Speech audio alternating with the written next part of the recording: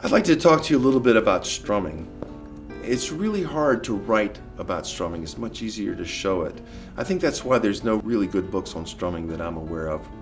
You can write out a symbol, but it sounds very different. I'll give you an example. Here's a strum in a textbook. 1, 2, and 3, and 4, down, down, up, down, up, down, down, down, up, down, up, down. But when you really play it, it sounds more like this.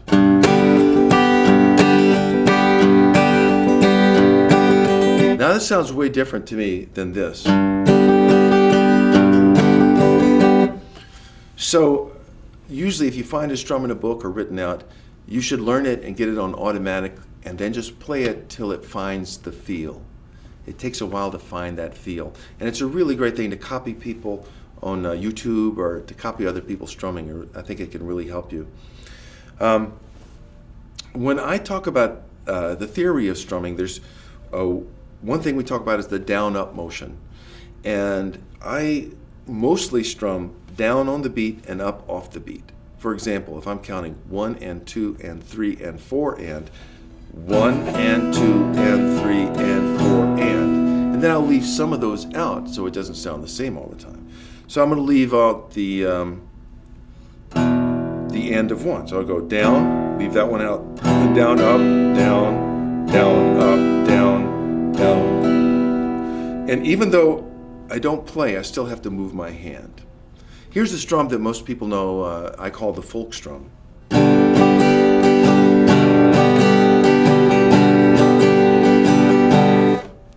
Called the campfire strum, church group strum. You hear this strum a lot. And it's down, down, up, down. 1, 2, and 4. So my hand still moves even though I don't play those notes. So here's an example. I call these ghost notes when I move but don't play.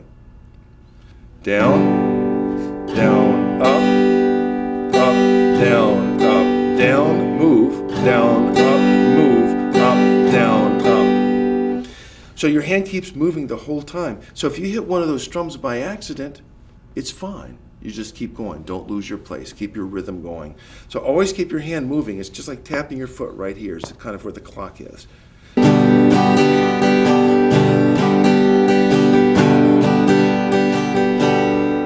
So that's the folk strum. And I think it helps to examine loud, medium, soft volumes and which strings you're going to hit at which time. Because I could play the folk strum like this. Or I could play it like this. Now to me, that second one sounds better. So what am I doing? When I first play the chord, or first start the strum for the measure, I play the low end, the bass notes, and I'm not going to play them again. Then I'm going to shift over to from the middle to the high, and the up strum, I'm just going to get 1 or 2 strings. So I'm going to play the low strings, then mid, high, high, mid, high, low, mid, high, high, mid, high. So by playing less strings, I get a more selective sound. Let's do what a lot of people do wrong. Instead of keeping the hand moving through the ghost notes, they just go like this. Down, up, down, up, down, up, down. So they freeze their hand instead of keeping it moving. So here's the difference in sound. That's with the ghost notes.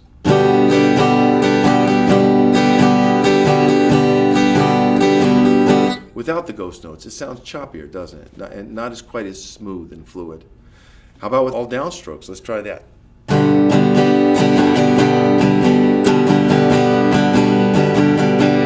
Now to me, that doesn't sound anything like this. So I encourage you to keep your hand moving the whole time. Don't hit all the strings all the time. And pay attention to the volume, because some notes are going to be louder than others, what I call a pulse. And that particular strum, it's the first down and the second up.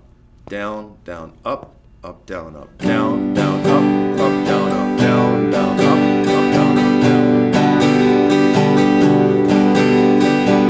down.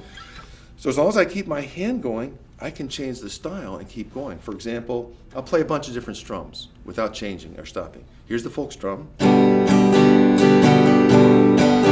here's my slap strum. A little country music here. Jazz. Reggae.